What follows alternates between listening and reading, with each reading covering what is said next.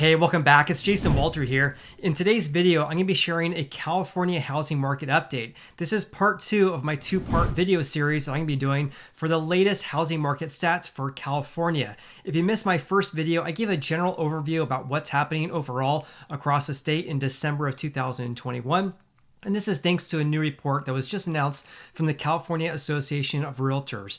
So in today's video, I'm going to be sharing how each of the major regions and also each of the major counties fared, because of course there's some pretty big differences here. In any case, let me share my screen with you guys and let's dive right into the video.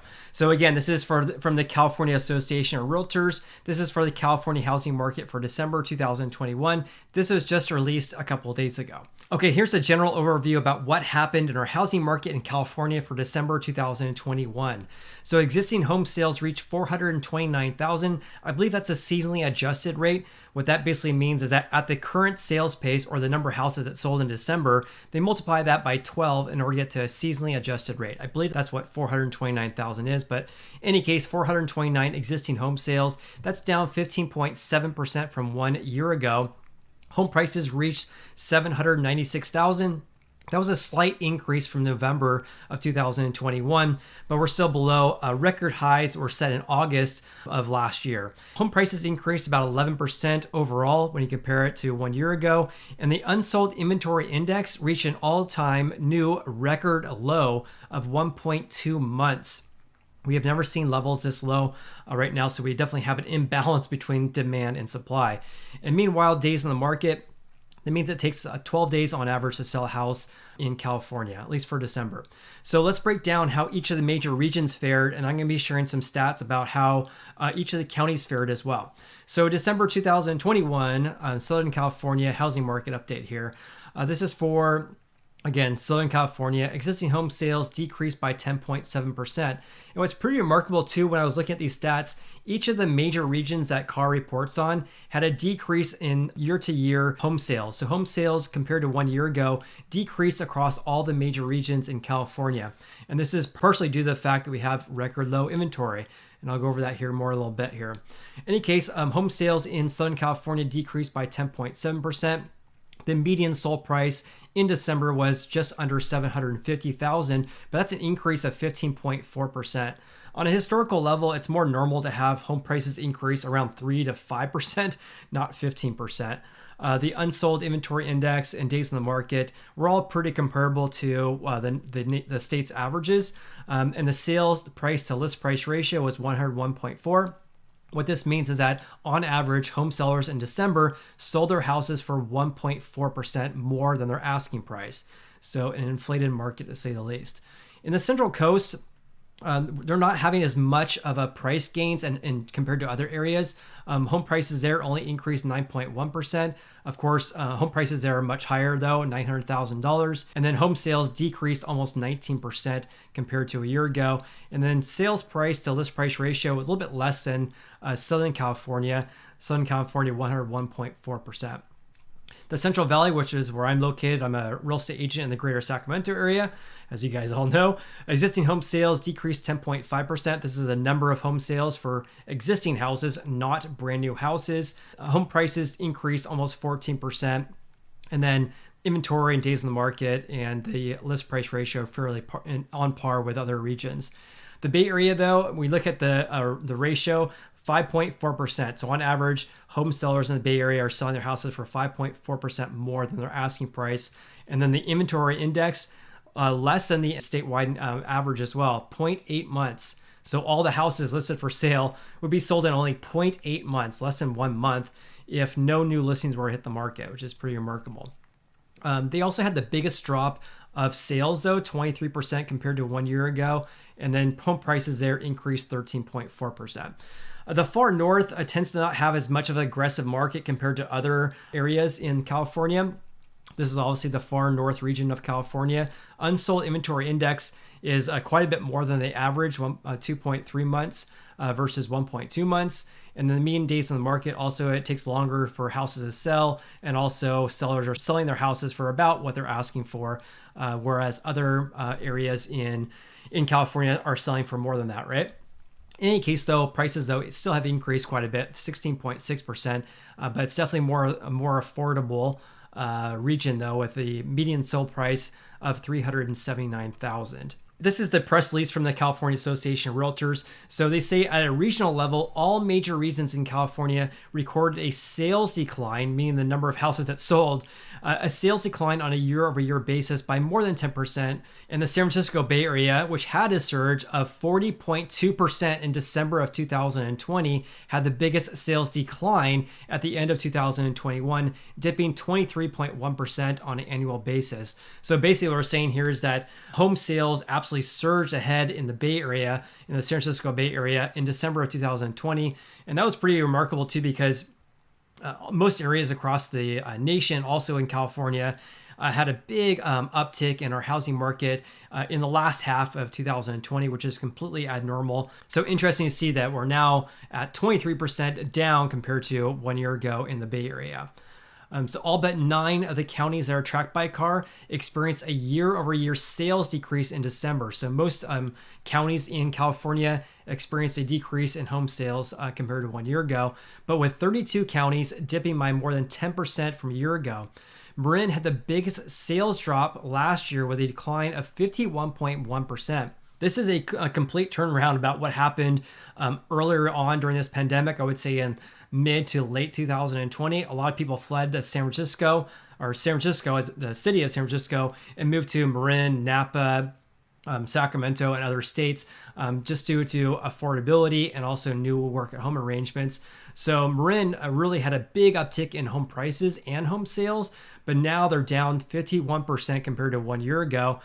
So interesting to see how has changed since 2020 and 2021. So all major regions posted home price gains from a year ago, with 4 of them recording double-digit year-over-year median price increases. So home prices increased across much of the state. The far north outpaced the rest with a 16.6% increase compared to 1 year ago. For the whole year as a whole, all regions recorded an increase in their median sold prices of at least 14% compared to the prior year. And the San Francisco Bay Area had a 24% increase, whereas the Central Coast had a 14.4% increase, and that was the smallest increase.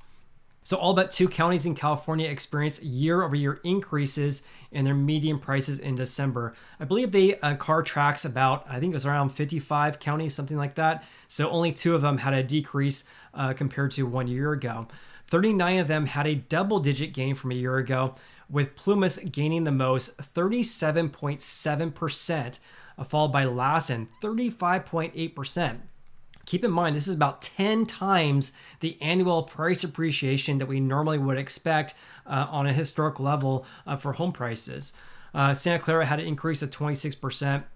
And then Santa Barbara and Del Norte were the only counties in California with a decline in the median price.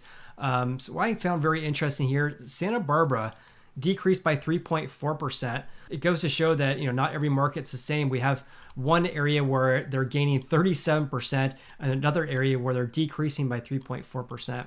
So California's unsold inventory index again reached its lowest level since CAR began tracking data since 1988.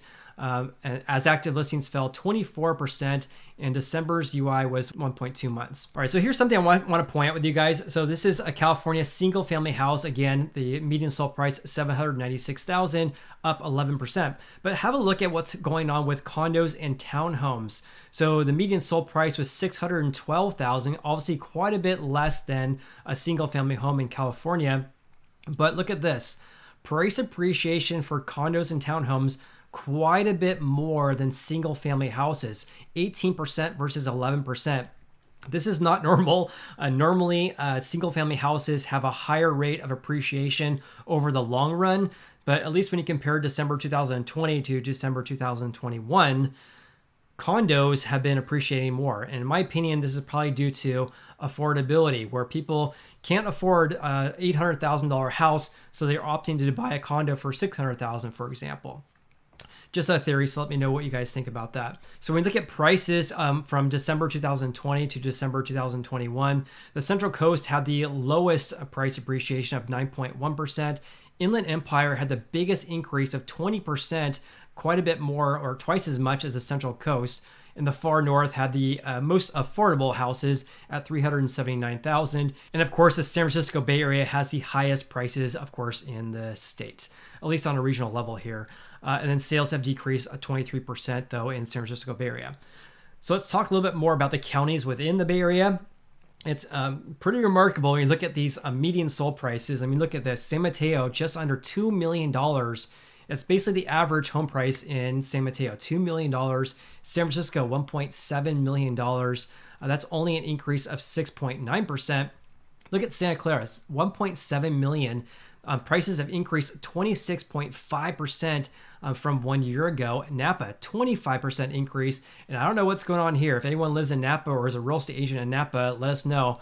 But Napa has increased their median sold price from November of $811,000 to $1.05 million.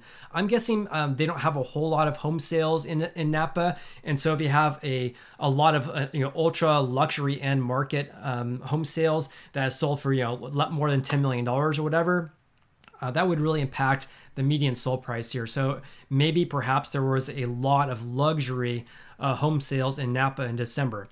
That's just a guess why we have such a big increase in just 1 month. But yeah, if you guys have any insight regarding that, let me know, because I am not an agent in Napa. In any case, let's go on to the Southern California market. Orange County led the pack again with a $1.2 million median sold price in December. That's an increase by the most of all the counties in Southern California that they track, 24.5%. For the number of home sales, they decreased in every county there in Southern California, and also in San Francisco Bay Area as well. Every single region had a decrease of home sales. Marin with the biggest, 51%, and then San Francisco was second place there. Looking at the Central Coast, Monterey, love Monterey, $871,000, and then the prices increased 11%. Every region there, or every county, has increased except for Santa Barbara, decreased by 3.4%. And this gap between Santa Barbara and Santa Cruz has been growing. Santa Cruz has increased 12%, and home prices there, $1.2 million. I never thought when I was going to school there a long time ago, I went to school at UC Santa Cruz, I never thought that home prices would reach $1.2 million there. But it goes to show that I think a lot of people are moving there because they're commuting to the Bay Area or the Silicon Valley, because you can drive to San Jose from Santa Cruz in about a half an hour if there's no traffic. So why not live on the beach if you can just have to go to your office in the Bay Area for 1 day per week or whatever. Central Valley, let's talk about that. Of course, I'm in Sacramento. Median sold price in December, $515,000. That was actually unchanged from the previous month, but we look at compared to December 2020, $442,000. So we've increased about $75,000 in 1 year. So that's a 16.4% increase. Placer County is also part of the greater Sacramento area. It basically starts in Roseville and goes all the way to Lake Tahoe. So it's kind of like a unique market because Tahoe market is totally different than the greater Sacramento area. In any case, home prices have increased there a little bit more, 17.2%. Compared to 1 year ago. And feel free to pause and screenshot this if you want, because I'm obviously not going to be going over every single county in California. Otherwise, this video would be 3 hours long. It's the far north. Let's talk about that. So Lassen and Plumas, look at these price gains, 36% and almost 38% from 1 year ago. Pretty remarkable. And every single region had an increase of almost over 18%, except for Butte County, a 7.6% gain. Other counties, Amador County, love Amador County, great wine tasting. If anyone likes wine tasting, they have good zins there. Prices increased 12%, and there's quite a bit of a difference here, right? So Humboldt County, 21% gain compared to a year ago. Look at that, went from $370,000 to $450,000 in 1 year. Whereas Del Norte decreased by 15%. The only county here in their other counties category where the prices have decreased compared to a year ago. But also, as you see here as well, prices compared to a year ago have decreased by double digits in almost all the major regions, except look at Mariposa and Sutter, and also Yuba had an increase as well. So anyways, that's today's video. What are your takeaways and what are you seeing in your neck of the woods? If you did watch this video and watch it to the end, thank you so much for your support. This is a longer video, but I definitely want to break this up into 2 separate videos because the first video was already very long, but I wanted to share how each of the major regions in California fare because obviously there's some pretty big differences there. In any case, if you got any value out of this video, then please hit the like button. And also, please consider subscribing if you haven't done so already. Hope you have an awesome day, and I look forward to seeing you on the next video.